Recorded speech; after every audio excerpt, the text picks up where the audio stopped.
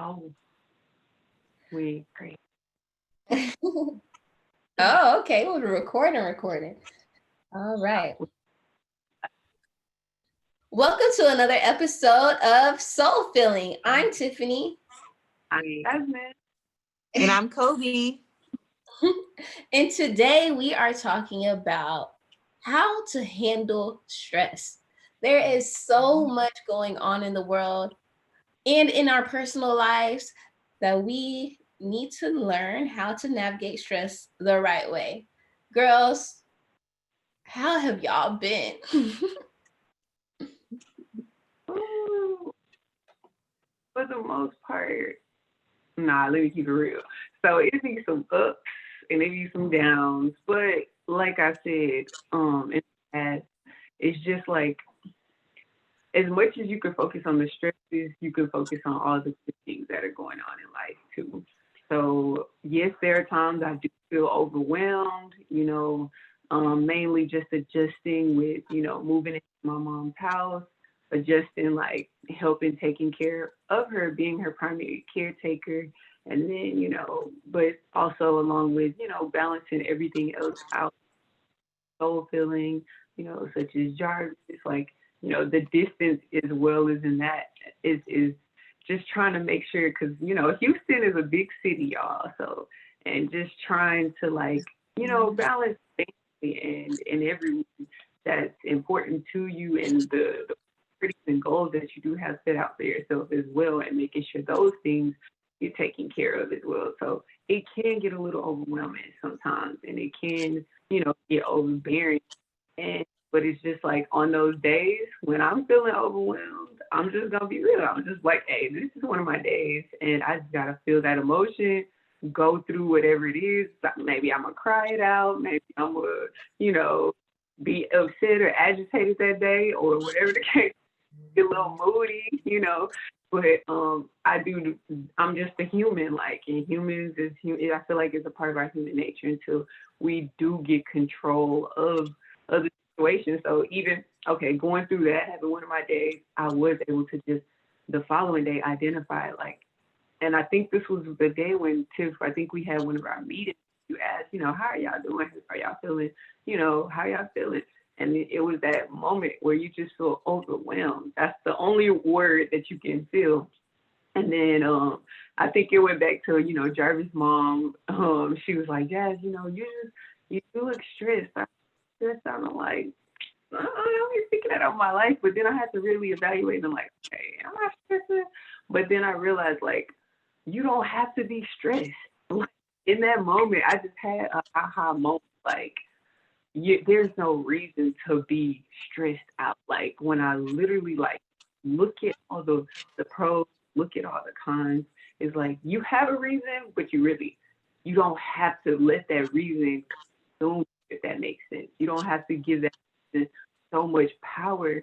So it's like, what can you control? I feel like I'm talking a lot, but this was the moment I was having with myself. Like, what can you control? And it's all about the control factor. And it's like sometimes with these outside sources, whether they're doing it intentionally or not is doing it intentionally, but whatever it may be, we let them like weigh so heavy on our shoulders, weigh so hard on us, and it's just like sometimes it's not even necessary because it's like we are all constantly going through this learning process, we're growing, we're evolving. So it's like in that process, yes, things may seem tough and may seem challenging, but we really have to enjoy the process. And if we lose sight of enjoying the process, it's like we're gonna look back on this time and be like, man, I wish I would have cherished that moment. I wish I would have had fun during that time. It's like really just cherishing the moment. And so, girl, that was my aha moment. And I know I went kind of right in, but yeah. No, that was perfect and well said. And, just to add on to that, I feel like life is what you make it. And right now for me, life is good. I look around and I have, my family, my friends, during this hard time, I still have a job, still have, money coming in, still have my health, growing a healthy baby. So life is good for me. Life is good. That's so good to hear. Life is good over here too. And when you talked about Jazz, managing what you can control, I think that's one of the key things that you can do. And I have a whole list of tips on how we could navigate stress. And I'm sure you guys do too. Like y'all do too. But just offsite, I mean, I have taken on a lot of new projects, and it's all things that I prayed to God for. So I think it's so funny. It's just like sometimes we pray for these things, but not realizing, how taxing it could be on you. But What comes with it. oh, okay. You pray for more money. You pray for a husband. You pray for a new job or two, and but there's work that comes with it. And so with that, like, yes, I'm so thankful that I got the projects that God has given me, but also it's been a buttload of work. And I think it's all about the way you view it, remembering that you prayed for this. And so when you remember that you prayed for something, then you're like, okay, no, I'm grateful for this. And I know God is not going to give me too much that I can't handle. And then also it's just like it is a choice. I know the duties that I have. Do I stress about it or do I get it done? Or really evaluating, okay, knowing that there's going to be a learning curve in whatever you do. So yes, knowing that sometimes it's going to be hard. Like sometimes it's like, okay, if I could just get through this month, if I could just absorb all this information to get on my the right schedule, I'll be good. And so knowing that there's light at the end of the tunnel alleviates that stress. But if you're like, oh, I can't do this, how can I figure this out? Like you're going to more of a chaotic mode, and that's just going to breed more stress.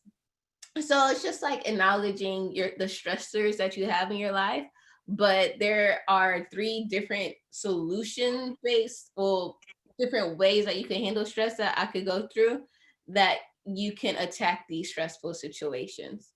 Before you do that, I would just real quick, on that note of identifying, the stressors. Part of that, I just really want to say that part of that is identifying your role in the stress in your life. Because a lot of times we don't think about that. We don't realize our habits, our attitudes, and the excuses that we make to think, in our role in the stress that we have. And for example, I'll say this, with me, there are situations that I've gotten myself in, that I was overwhelmed and stressed. And it's like, had I managed my time better, I wouldn't be stressed out and rushing to work and, trying to hurry up and get some stuff done. You know what I'm saying? So it's like, you could have did something last night. And so you wouldn't be waking up stressing this morning. You got 10 things to do today that you should have did, that you could have done over the past week. Managing my money. There was times when, there was stuff that came up, things that were due, and I was like, oh my gosh, I don't know how I'm going to pay for this. And hey, because I have this, abundance, this overflow, you just see that money in your account, and you're like, oh, I ain't got nothing to do right now. I'm just on it, hey. And you start spending that money and then not even thinking about those emergency situations that you might need those funds for. Managing my energy. I think about times when, I've just given myself to different areas and different parts of my life when maybe I should have been focusing on something else. Or scrolling through Instagram. I was watching that TV show, stayed up late watching TV when I know I should have been studying. Or know I should, stayed at that party, stayed out at the bar when I know and I should have been in the bed so I could get up for work, for the next day. Now I'm late and rushing in traffic. Move, get out the way. Look, come on. Girl, you mad at everybody else. Look, I know you mad at me. I know that's not what y'all wanted to hear. So thanks. I know that's not what y'all wanted to hear. But you have to realize your role in the stress in your life. Your role, stress in your life. It got more to do with us than anything else, to be honest. Exactly. I'm not talking about the outside things that we can't change, because there are those things. But for the most part, a lot of the things that we stress out about is stuff that we put on ourselves. Yes.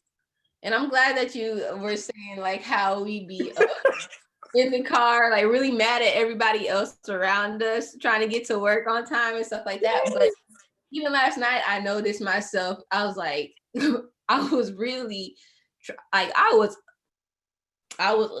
doing work from 10 a.m. because I worked out in the morning, 10 a.m. to 12 p.m. like nonstop. Like I wasn't even eating. And my mom just kept asking to do stuff. Take out the trash, and then you need to do this, you need to do that. And I'm just like, but you know, I had to tell myself, okay, you're not mad that she's telling you to do all this stuff. You're mad because you have all this other work that you have to do. Mhm. But I think that is you have to be very mindful about, you know, how are you treating the people that you love and that are around you when you are stressed, because when you're stressed about something or anxious about something or just doing something, you're on the run, on the go all the time. When people come in and try to intersect and stuff, they could be just saying hi, like, oh, I brought you some food. No, if they say they brought me some food, I'll be happy. But something else, but like you get like, I'm just trying to finish this up. Like, can you get out of my face? But we don't, the reason why, going back to our whys on why we take on a whole bunch of things, it goes back to always like, we want more time with our family, you know, we want more freedom and stuff like that. Whatever your why is, usually has to do with the people you love. But if you ain't treating the people you love right, even when you're stressed, what is you doing? What are you doing? That's a good point. But I'm glad you brought that up. So I did want to bring up the different ways we could attack these stressors. And y'all tell me which ones that y'all usually do, or tell me if you do all three. Okay. So it has an emotion based. All this is emotion, but I'm gonna read this. Emotion-based coping, basically. And so you're regulating the negative emotions and reactions that stress causes. So stress causes things like anxiousness, sadness, fear, anger, and things of that nature. So when you're emotionally coping, you're trying to change that emotion. You're trying to just like, okay, how do I feel right now? I feel anxious. All right, Tiff, tell yourself everything's going to be okay. You're going to get through this. There's light at the end of the tunnel. It's basically saying you have a lot to be grateful for right now. So it's basically changing your emotions. You turn your fear into like, nah, I got this. You turn that anxiousness into like, okay, let me calm down. I can get through this. So that's one way to cope. And then they have the one they said problem solving. And so this is taking the steps to remove the stressors out of your life. So say you're in a toxic relationship and you always feel stressed when you're talking to old boy. And so what do? You see what your stressor is and like, there's one common denominator, him. So you might have to make the decision to kick him to the curb, or you have all these projects you might have to tell yourself, okay, I might need to let one of these go, or I need to do something else. And then so just seeing what is actually stressing you out, and then cutting those things out. So that's like cutting your problems out. And then solution is finding a solution to your stressor. So say that you are overwhelmed with work. I keep thinking about work. Overwhelmed with work. So now you're saying like, okay, so I cannot be stressed. Let me wake up at 5 p.m. 5 a.m. 5 a.m. to get this work done. And so you'll have more time to do your work. And so there's just different ways that we can handle these stressors instead of just harping on, oh, I'm stressed. Let me just, go to sleep and then be stressed when I wake up. Mm-hmm. Precise. Yeah, I think each situation for me in my life, when there are moments that I come across I utilize all three in some instances. I utilize one of them. It just depends on the situation. But I know for the most part, I start off like my initial response is emotional, because I know a lot of times when things happen, other people around me are like freaking out. And, it's like, it's physically, you can see the stress, but for me, I'm gonna fake it till you're not gonna know I'm stressed. I'm gonna be, cool, calm, collective. It's not gonna be all over my face. For some people, it's written on their face and their movements, and they just can't even control it. So for me, I start off, my initial response to any situation is always going to be emotional. And then it's going to be one of the other two or all three. Mine too. And you're right. Kobe is like, she could change the emotions really quickly. Me, I'm gonna speak for myself. I'm like, did the email get sent out? What are we gonna do? And then Kobe's just like, okay, this is what we're gonna do. In her calm voice, this is what we're gonna do. I sent out the email, everything's fine, and then we scheduled it for next week. I'm like, oh, okay, I just got but that's really good. It takes me, I guess I go to a solution based, like, how can we fix it? How can we fix it? And then later I'm like, okay, Tiff, you really reacted kind of sporadic. How can I like calm myself down? How do I need to change my thinking? So I guess starting off for me is like solution based. And then it's like, who's tripping? Calm your ass down. Mine, I think for me, I'm thinking of problem solving kind of like intertwined with solution. It kind of depends on the situation though, because for certain situations I can sort of shift, but for the most part I'm like thinking problem solve. How can this be like solved? Solution behind it, and then. But I'm in most situations I'm pretty chill, but it takes a lot to, or maybe situation I can kind of like shift off, but I'm typically like thinking like, okay, what's the best way to do this? What's the best way to do this? Mm-hmm. But also I did want to mention though, like, so there are different stress relievers, but like I'm thinking like sometimes when you're like feeling like super, super stressed, what are like some coping mechanisms that y'all like may take? And I know it can be different, like you may like to exercise, or you may like to, I don't know, go out in nature, work out, journal. What are some things that you like to do in the event, like you just feel so stressed, so overwhelmed, and like you just need a mental breather, like, or an emotional breather? What are some things I'll do? I'm glad you brought that up because a few weeks ago I was messed up. Yeah, I know. But and so I was really, really, really sad. And I guess it wasn't really as much as stress, but I was really sad. And so what I started doing when I was like down is I started doing anything I could to feel better. And when I felt a sense of joy come up, I wrote it down. I was like, okay, you know how we were saying write down your stress triggers.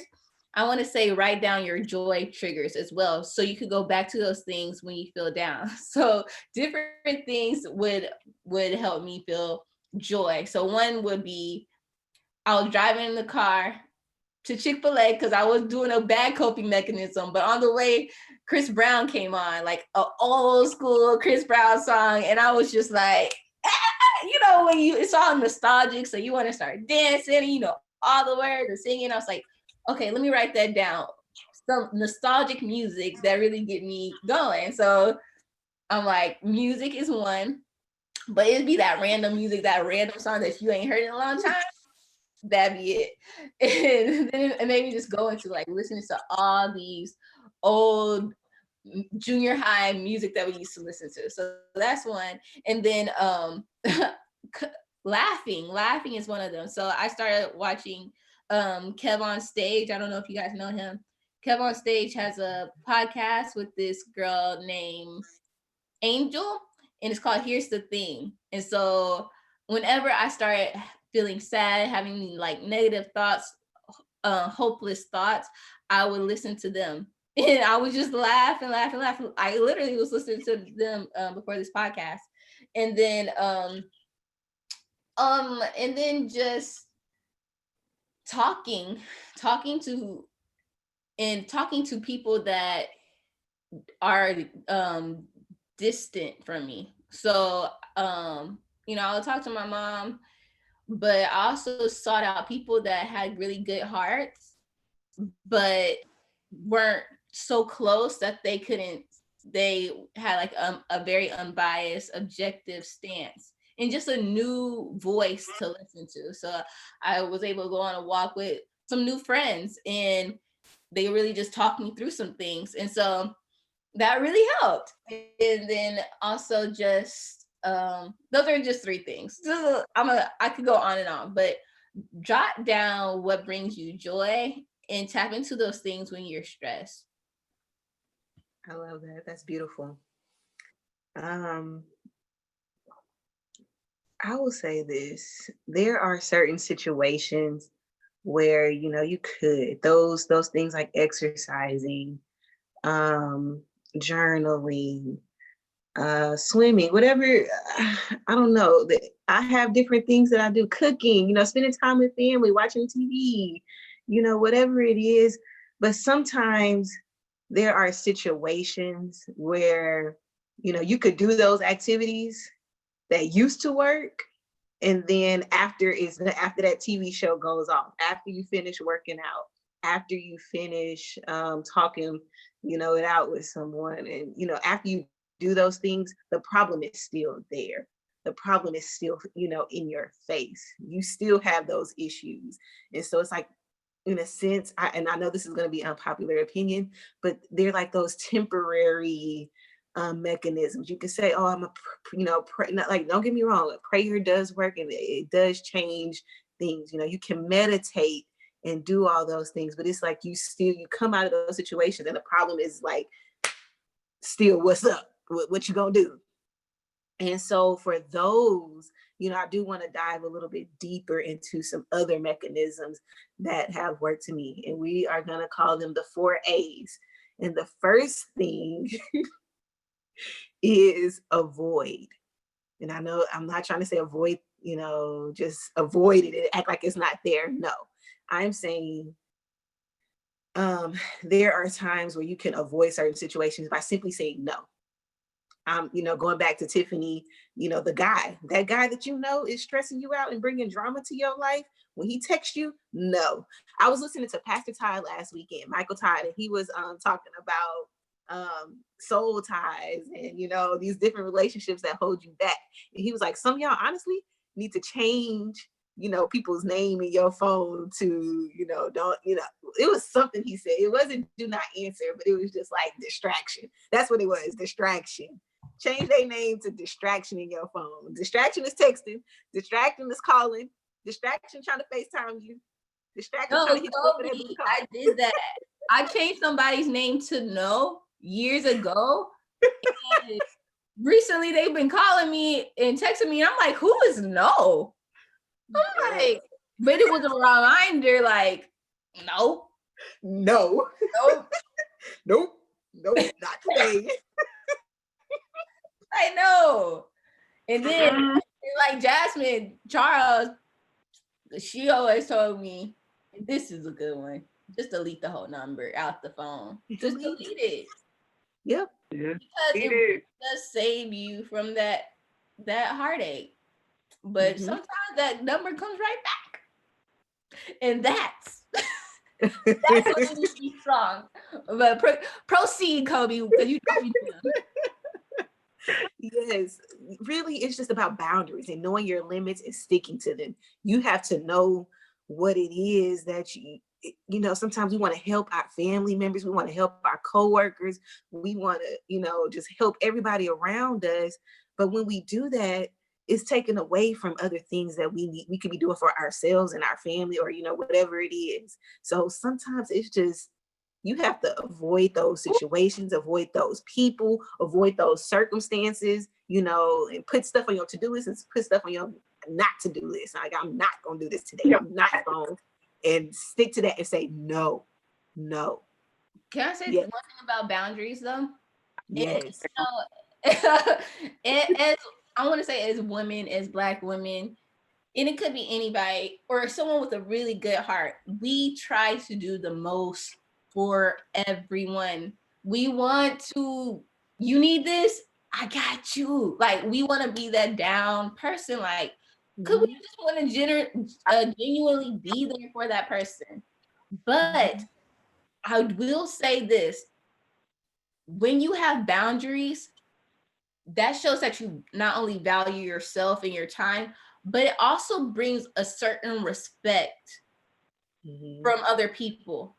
Because when like so I have a company that I've started and I have some people on my board, and sometimes, and so they're not paid at the moment. So sometimes we have a meeting every Monday, and then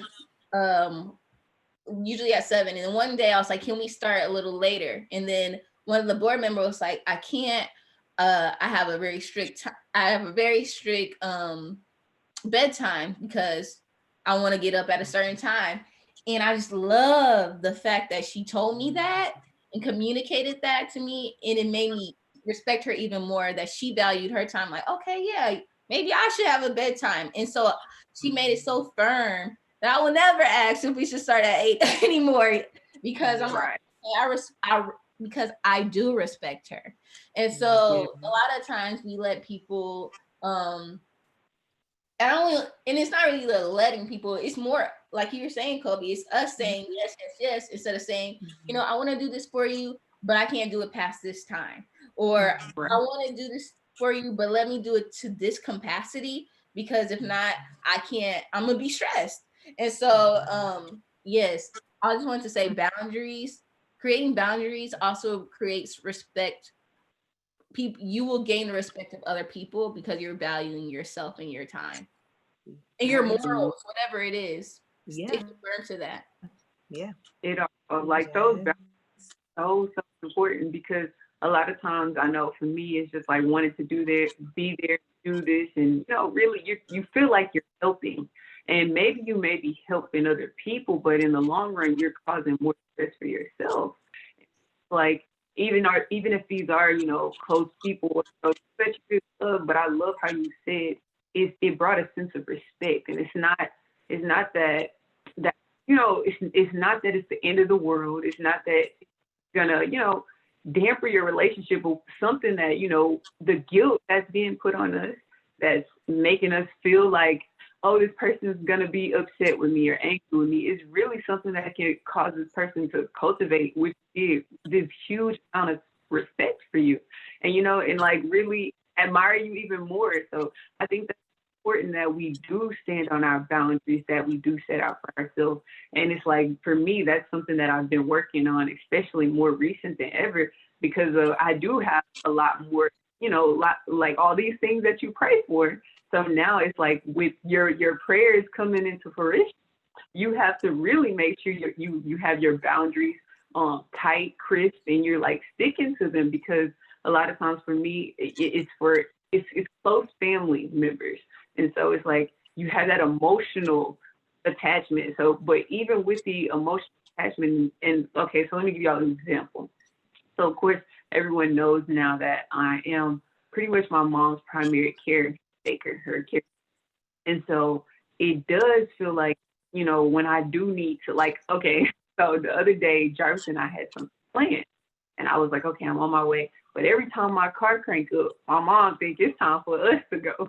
And so I'm just like, no, Mom, you can't come today with it. She's like, no, let's go. I'm like, no, Mom, it doesn't work that way. Like, oh, I will come back. I'll pick you up later, or something like that. And it's just like, but then it's like, oh man, that little inkling coming in the back of my mind. Oh, should I have left her by herself? And it's just like, okay, don't feel guilty. You can live your life. It's not.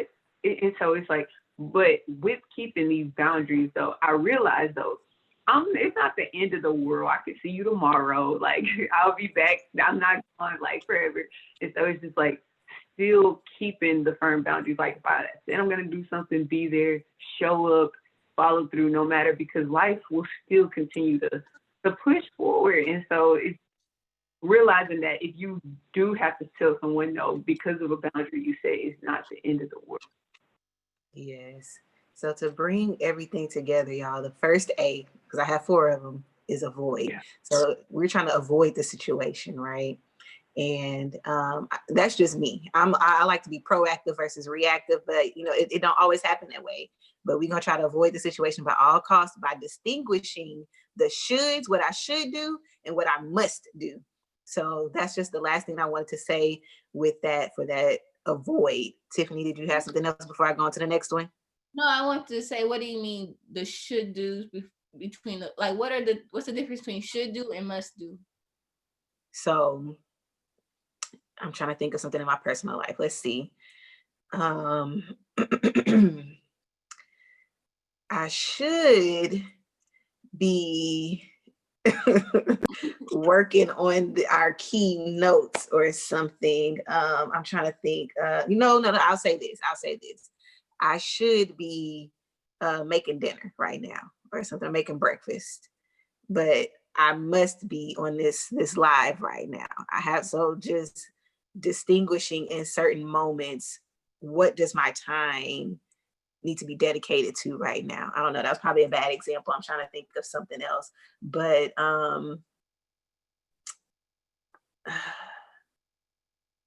yeah, I can't think of anything else. But just in each moment when you are about to do things like that are, when you think about the task that you have, that's just what I'm saying. Just think about what could I be doing, or maybe that's the what needs to be addressed right now. What can be done?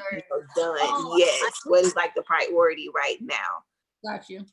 Yeah, that's true, because when we're doing all these other things, it's like, okay, I got you. So I need to be doing this. Okay, I need to edit the podcast, right? And then but I'm like, but before I edit the podcast though, I really should cook dinner and I should probably work out, and I should probably clean up, and and then you stress this whole time because you doing everything else but what you really must do, because it must be out on Tuesday. Yes. Everything else that you should probably do. Yes. But what is the priority? Yeah. So Yes. Okay, so like I said, that's number 1. So if you can't avoid the situation, now let's say you are in the midst of this, you are in some stuff. You can alter the situation, okay? And this involves altering. Sometimes it can be just altering your perspective, your mindset, being willing to compromise. Sometimes it's just as simple as coming in, just saying, okay, we're definitely not doing it that way. We can't do it my way. Okay, that's fine. So what's the middle? What is the alternative to fixing this situation or something like that? And I did not think about examples for these, y'all. I am so sorry. But altering the situation, like physically, altering your mindset, those are just 2 ways that I try to alter stress in my life. I think that's good, because I was reading somewhere, and we talked about this too. It's just like knowing when to change your environment. I know, Jazz, in the past, you change your entire environment to get out of a stressful situation. And so I guess having the confidence to actually do that, because a lot of times we're in these stressful situations. You're at a stressful job, you're in a stressful relationship, you're in a stressful predicament, but we don't pick ourselves up and take ourselves out of that predicament, because this stressfulness is familiar, it's loving, it pays your bills, it's comfortable.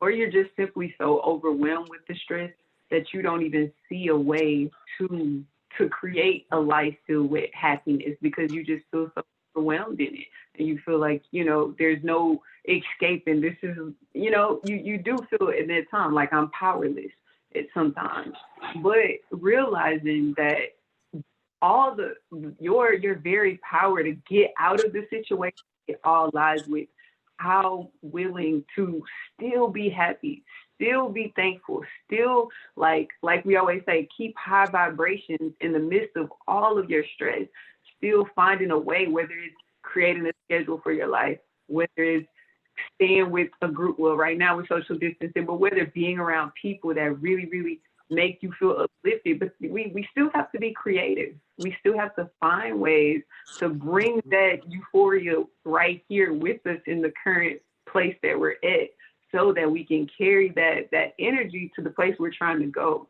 But if you don't first change your inner world, and even like your small space, whether it's just your room that you're living in, creating that place, or if you only have an area that you're living in, make that area just the best place that and make you feel uplifted and positive. Or you have to make your surroundings and everything, your setting, as best, I mean, with the resources you have to create that space, that safe space, that safe haven, so that you can get. I like that. And to add on to it, I think in another podcast, we were talking about burnouts, right? And when you all work, no play, right? That can create this burnout effect. So the alternative to that, to alter that situation, you create some downtime in your schedule. You create some family time. You create your work time. You create, so that's what I mean by altering the situation. I wanted to give an example. The other, to alter your mindset, COVID-19. A lot of people are looking at this, dang, COVID stole, this from me. It took, this, my wedding, my birthday, my trip, my business or my work or money. You can alter your mindset and say, okay, you know what is some things that I've been saying that I wanted to do? Now I have the time to work on that. Now I have the time to focus on that. Oh, I said I want to save money. I said I wanted to pay off some of this stuff. Instead of, taking that money, I got that refund from that flight. I'm about to take this money and, invest it into my business, invest it into these debts, some of these debts I have or whatever. So altering your mindset and figuring out, okay, how can I change the situation for the positive for me, or, manipulate this in my favor. Yeah, that's so true. This is the time. And then also this is the time to just because things are so weird, right? None of this stuff has happened before. Like maybe it has, but like a long, long time ago. And so what I realized is now is the time to not be normal.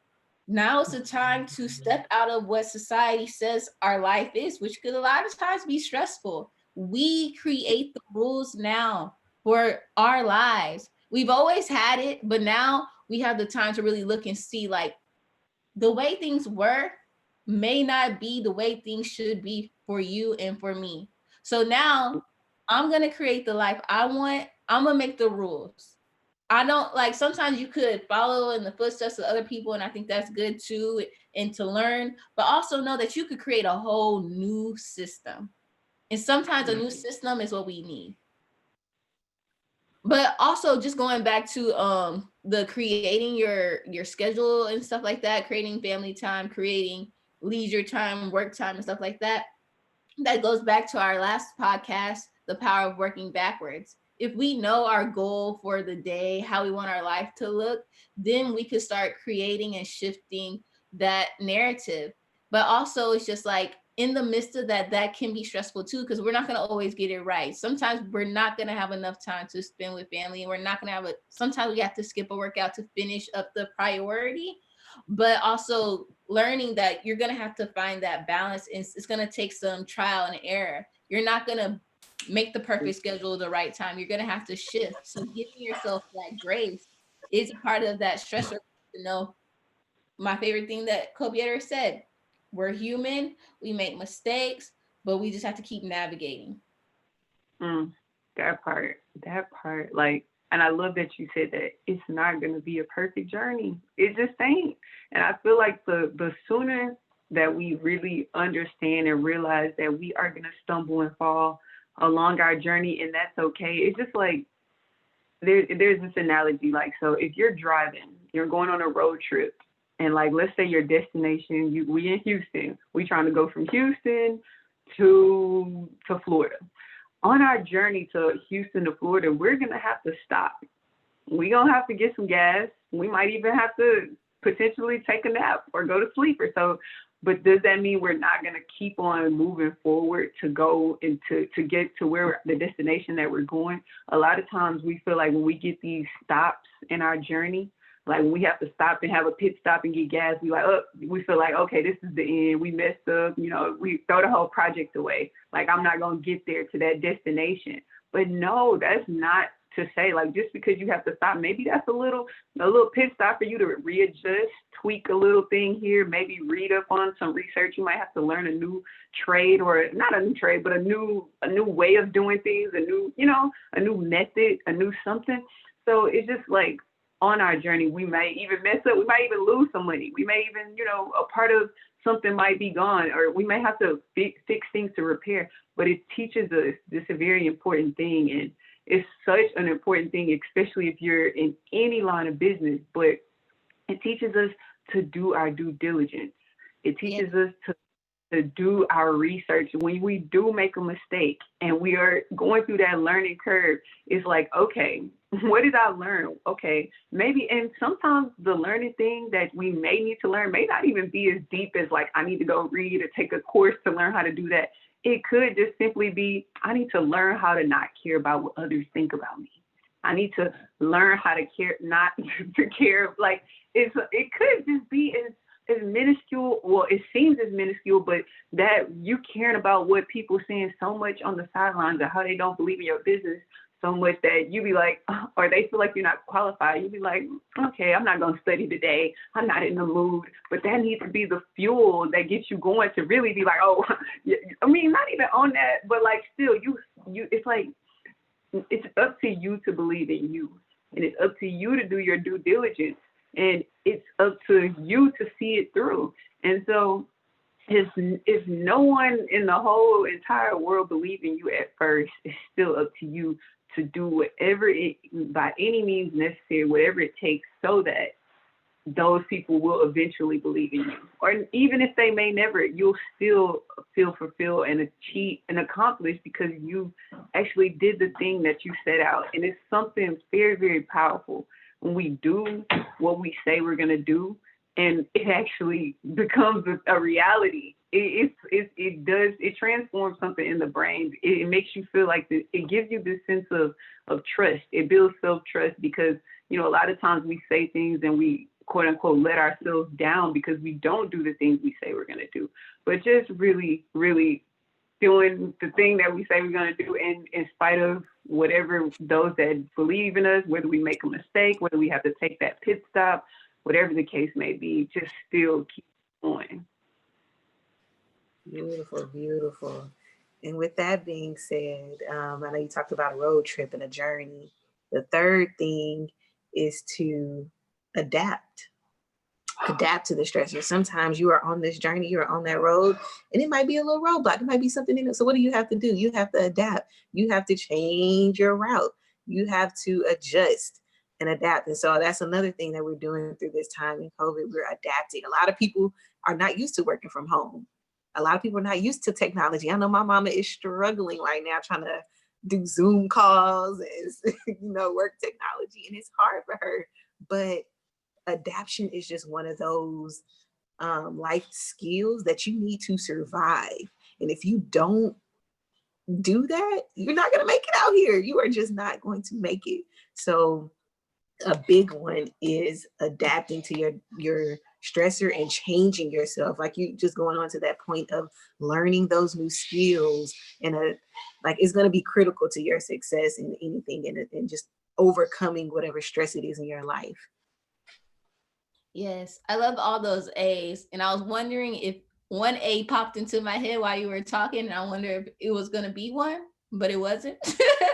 So, oh yeah, one more. Oh, okay, let me see. I wonder if it's the same thing. What is it?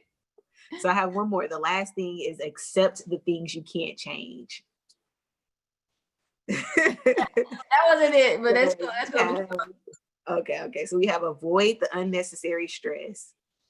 We have what was the second one? Alter the situation, adapt to the stressor, and then accept the things that you cannot change. Mm-hmm. I love that because just not going to the other area yet, but accepting things that cannot change. Mm-hmm. And this is kind of not parallel to that, but what I'm realizing is like accepting is also feeling.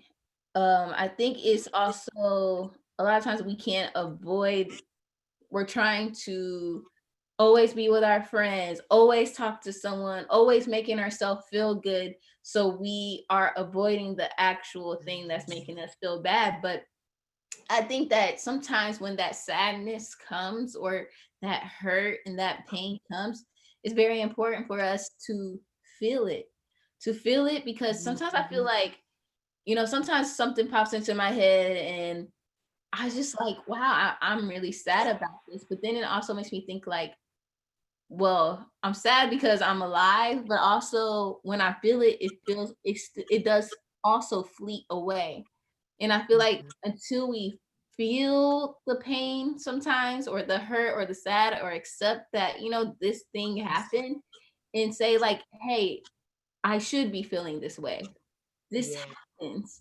And exactly. I'm lying in bed at night and I feel some type of way.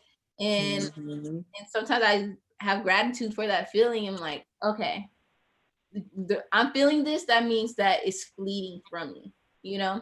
Yes. And it's this acceptance comes with those deeper problems. Like, there's certain things that we can't change. Like we're gonna get older. Like we can't go backwards. I know we wish we could go back to, 1992 and start all over and do it again, but we just can't do it. We cannot do it. I wish we could go back to 2010 and redo these last 10 years, but we cannot. We're getting older.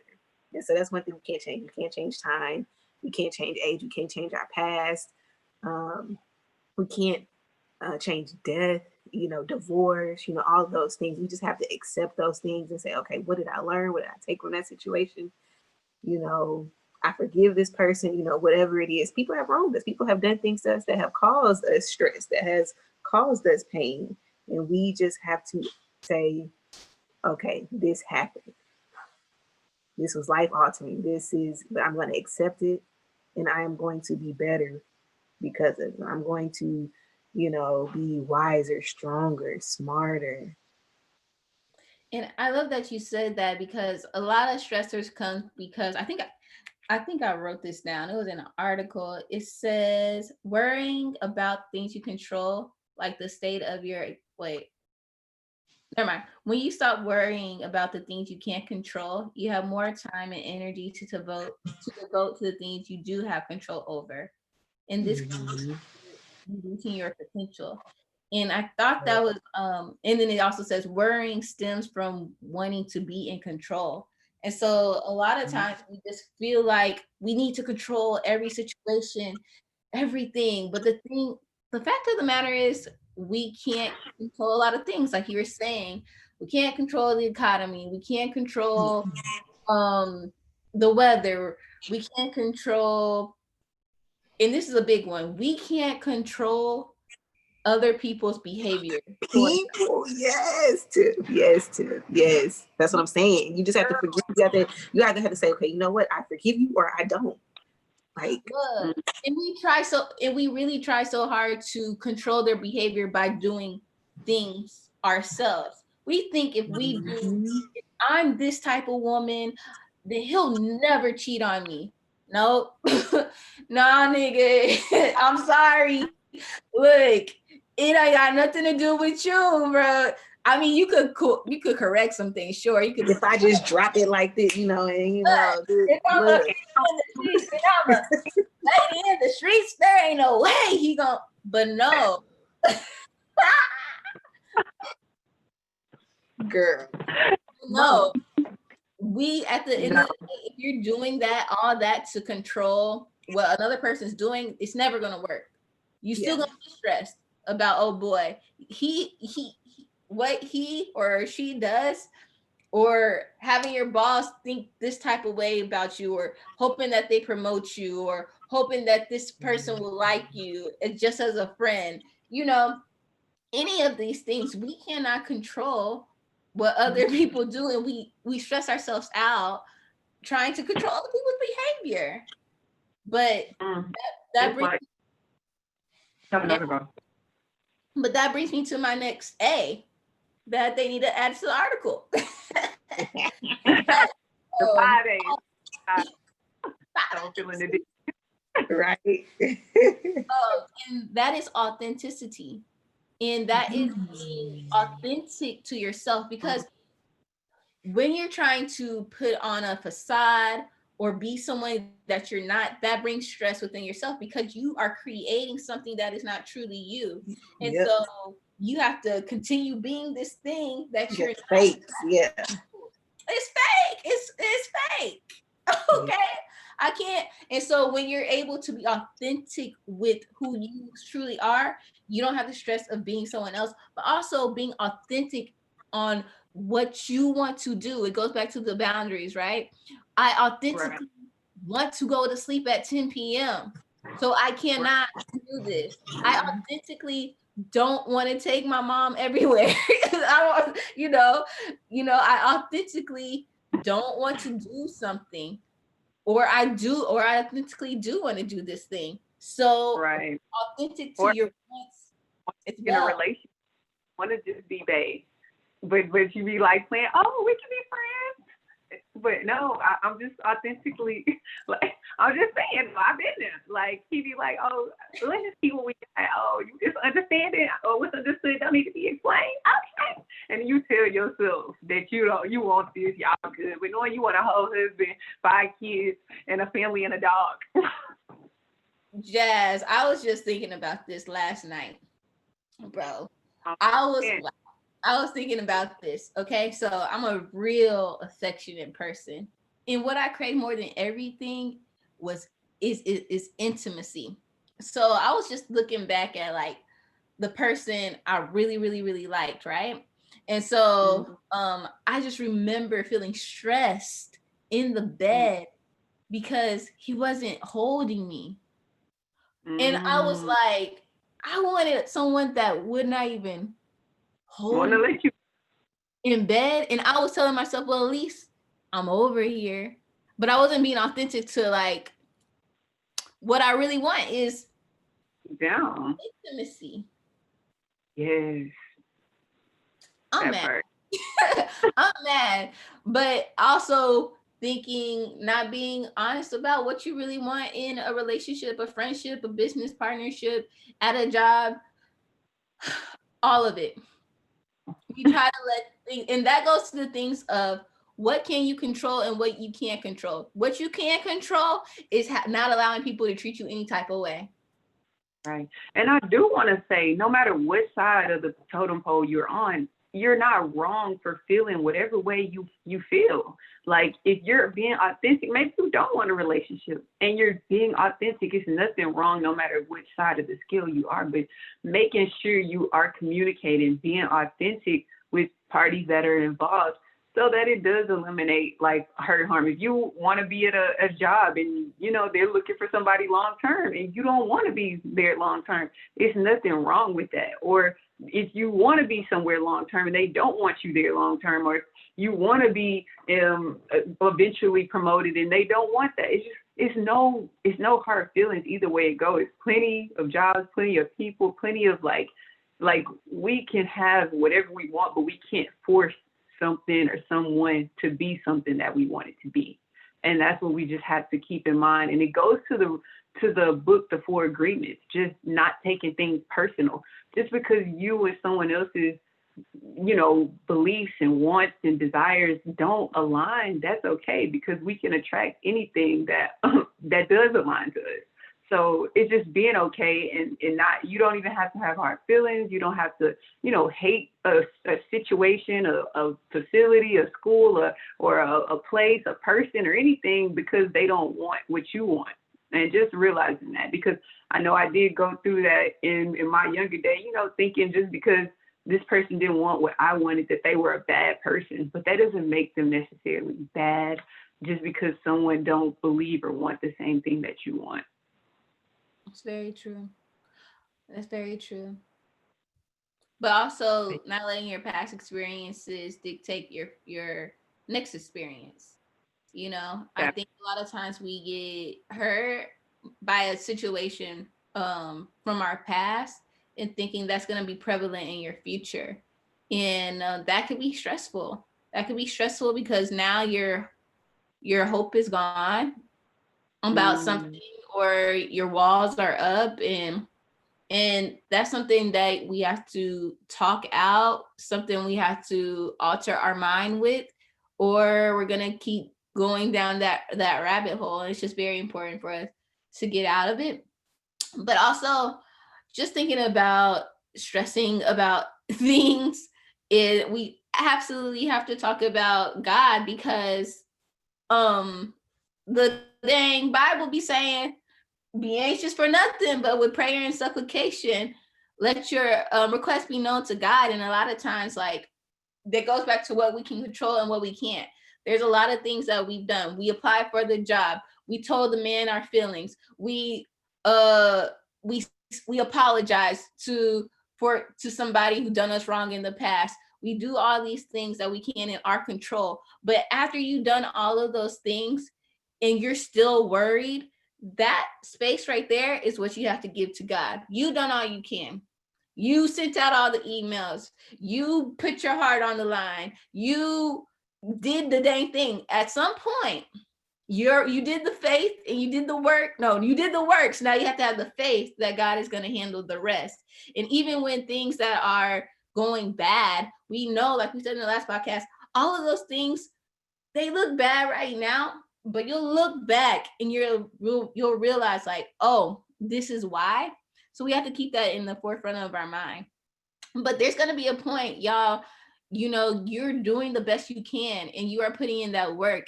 But remember, faith without works is dead. So we got to do both. And then just relieve that. Stress is showing that you don't trust, and it's a work of progress. Of course, we're all in a work in progress, but you got to let it go. And then lastly, I was just reading, like, what did Jesus, how did Jesus handle stress? And they would say that he would walk through nature, he would go into solitude, and then he would commune with others. And so I think that if we really trying to be like Jesus, that's something that we have to do as well. It's like, it's okay to think on things, to go into solitude, because when you're in solitude, that is when you're going to confront those real feelings and those real stressors that you have to face head on. And then you can be able to think it through. When you come together, you're able to talk and look at people in the eyes and feel gratitude for being surrounded with the people you love. And when you're walking in nature, we already know that is scientifically a stress reliever. So yeah, just think about those things too. Oh, and rest. Actually taking time to rest. And I know we always talk about, like, hey, when you're stressed, I'm gonna give you 1 day, or I'm gonna give you 1 week to just sleep, eat what you want, cry it out. And I think that there is a real power to that. For real. Get it all out and then get back to the grind. Yeah, dance it out, twerk it out, music. It's just so many. I just think there's so many different ways, and for everyone in every situation, like Kobe was saying earlier, it's gonna be different for us all. Like I think your soul, your body knows what it needs at that time that it needs it. It's just up to us to listen and be aware and to just do it. Like, sometimes you might need to just go in that solitude and talk to God, but then other times you might need to be around people just loving on you and Other times you might need to hear your favorite, nostalgic playlist, or, other times you might need to write it out and just get it out. Because sometimes I do like to just do what I call like a brain dump. And actually we have our students doing this at school with like different biology topics. Like you'll just say DNA and they'll write everything they can think about with DNA. But for me, like when I just use that thing when I'm feeling stressed, I just write everything out that's just bothering me. It don't make no sense. It don't even have to be in any format. It can just be the first thing that comes to mind, situation, person, place, random things, just dumping everything out of my brain with no particular format. And I just feel like so good. And like sometimes I'll go back and read it, but then sometimes I won't. And it's just like, it just feels good to get it out. But it's just different things. That's the point we're making. Like find healthy things, different things that would just help you relieve and release so that, you feel relieved. Yes. Like I said, I definitely wanted to give some practical solutions to coping to stress. But yes, you can definitely still use your senses and all of your senses to cope with stress. So your smell, you can burn a candle, you can go outside, get the smell of nature, whatever it is, cook the home cooked food, that might make you feel good. Touch, getting a massage, petting your dog, sight. Maybe you want to paint something, go outdoors and just look at this nice scenery, go for a walk, whatever that is. Movement, you talked about dancing, working out, doing that type of thing. Sound, listening to music, putting on some soothing tunes or something like that. So yes, you can definitely use all those mechanisms to cope with stress. And that's all I have. I love that you said that because those things are, we talk about changing our environment. Sometimes it doesn't have to be as big as like moving out or moving to another job. But yeah, like scientifically in jazz, probably, I always bring it back to jazz. Like if it has anything to do with science, jazz will probably tell you, but like the aromatherapy and things of that nature, it does. Just imagine walking into your room and you smell jasmine in the air, and it just is like, I feel calm, I have a clean space, or I'm moving my body. And so there's just these practical things that we can do on a daily basis to help our environment feel peaceful. I'm so glad you said daily basis, because I did want to talk about being a strong person. There are certain things that I think we should already be equipped with, praying, meditating, working out, staying active, eating healthy. I know sometimes when we cope, we go to food, right? But if you already have those habits of eating healthy, then you might be stressed. But instead of going to that chocolate cake, you go eat some fruit and you really fuel your brain and your mind so that you can go on and do the tasks that you need to do. So I definitely do think that there should already be certain healthy habits that, practicing gratitude, practicing positive thought, positive affirmations. Those should already be things that you are doing so that when those stressful situations do come, you just like, okay, let me activate these, what I'm already equipped with. Yeah, like, that's good because like we gotta stay strapped up, but exactly. So then it's not just like slapping you out of nowhere. It's like, nah, I'm ready. I'm geared up. Come on, with. And that's real talk, because I know when I feel some type of way, I'm calling my girls. I know I'm about to be on soul feeling. I'm about to do some journaling. I know I need to change my mindset. I know I need to go outside. I know go back to, like what I was saying at the beginning, what are your joy triggers? What are your stress relievers? And tap into those and make sure that they're healthy, because a lot of times people cope with stress in an unhealthy way. Like you were saying, the chocolate cake, we want to smoke, we want to do all this stuff, but a drink, taking a drink, going towards drugs, but that is just going to be a spiral downward. We need a spiral upward so we can get out of it. You know what I mean? And so replacing those negative coping habits with positive ones, it has to be positive. It has to be healthy coping mechanisms, or it could be a downward spiral. And we don't want that. We want our soulmates to be healthy. So make a conscious decision to put down that drink. Don't call up that man. Don't fulfill this void with sex. Don't do it with drugs. How can you cope with these stressors in a healthy way? Yeah, exactly. Amen. I brought that up because and realizing if these are habits that we're wanting to create. So realizing in creating these habits like you, I love that you mentioned, Kobe, answers like there should already be healthy habits in your daily life. So even when you're not stressed, it's important that you're building good habits. So when the time that you actually do become stressed, when you do want to go to these, your lower habits, the habits that we sometimes call bad habits, you want to create more good habits that can overpower it, because that can be the ultimate difference, whether it is, as going back to the analogy on your road trip, whether you turn around and go back to the lifestyle, or whether you propel forward. So Yes. definitely good, healthy, stressful mechanism. And I like that you said go back. Me and my mom, and we could do a whole other podcast on this later because we have to. But my mom said, I'm not gonna be a pillar of salt.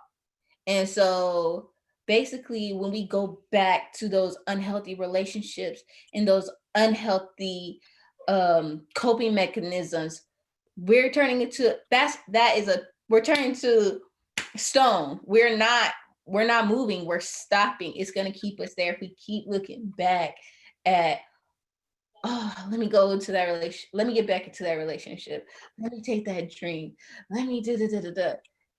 That's, you're gonna, don't look back, keep moving forward, because that though you may get through the back stuff, that is going to halt you.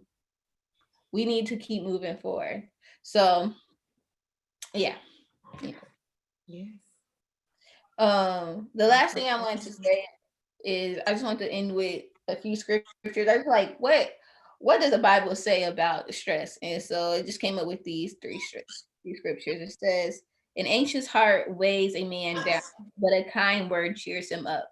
And that just goes back to making sure that you are around people that could speak into you, and that you're speaking into yourself, and that you're altering these thoughts in your mind to be positive ones. And then it says, I sought the Lord and he heard me and delivered me from all my fears. And so that just goes back to saying, look, at the end of the day, we could be going through all this stuff, but we have to give it up to God. There's things that are out of control that we don't have the power to really get through it unless we're leaning on God. So put all those fears up to God and see what he can do with it. And then also the one that I always say, do not be anxious for anything, but in everything with prayer and petition, with thanksgiving, with gratitude, present your request to God. So you're anxious about something. Don't be anxious for nothing, but pray about it. And with supplication, put in the work and be grateful for what you have. Let your request be known to God. And that's it. That's all I got for y'all. Alrighty. So, all right. It's already. So what time is it? It's affirmation time. It's affirmation time. It's affirmation time. So, y'all, if this is your first time tuning in on the Soul Filling Podcast, we always end our podcast off with a positive affirmation. So, what the heck is an affirmation? An affirmation is any statement that you are using to transform your life. Either you're transforming your life in the good or you're transforming your life for the bad. Even in the Bible, it states, let the weak say, I am strong. So on those days when you feeling weak, not like your best self, down and out, sick and tired, stressed out, don't affirm those situations over your life. Instead, affirm uplifting things, letting yourself know things get better and better every day. Things always turn out for my good. I'm getting through this. I can do this. God got me. Say some positive things to turn the situation around. So it's three of us, and I'm affirming that there are millions, billions, trillions of y'all out there tuned in, or just whoever's divinely meant to be. So who wants to go first with their positive affirmation? I'll go. I am centering and balancing my life to decrease stress and increase peace. Ooh. I love it. Oh, me? Okay. I am putting in work and activate. I am putting in work and activating my faith and leaving the rest up to God. Yeah. Yeah. Ooh. All right, Tiff. Let them know where to find us. You didn't say yours. I did. I said I'm blessed. Oh, girl, I ain't hear that. I said I'm balanced. I'm balanced. Y'all didn't hear it? Oh, you gonna need to say that affirmation with more. I didn't hear it either, right? Maybe it fades out. That's weird. Yeah, I the said connection. It might be the connection. I'm balanced. Y'all didn't say that? No. Whoa. That is crazy. Okay, so my affirmation was I am balanced. Awesome. All right, guys. If you are watching us live on YouTube right now, which we do every Saturday morning, go ahead and hit that subscribe button and leave a comment as well. But if you're listening to us on SoundCloud, Google Play, Spotify, or Apple Podcasts, make sure you subscribe there as well. But if you are listening to us on Apple Podcasts, or even if you're not, go to the app and give us a 5-star rating and write something soulful and sweet, because the more you write and the more you rank, the higher we go up and the more people get to listen to us. And of course, we're on all social media platforms: Facebook, Twitter, Instagram, YouTube. Go ahead and follow us there at Soul Filling Podcast. Share this podcast and we will reshare it. Let us know what you think and we'll talk about it. We are highly accessible. So that's all I got for you guys. All right. Until next time. All right, guys. We love you so much. Bye. Bye. Now I just need to see how to actually end this. I don't know. It should go to more. Either YouTube or Zoom. Go to Zoom. Oh, stop live stream.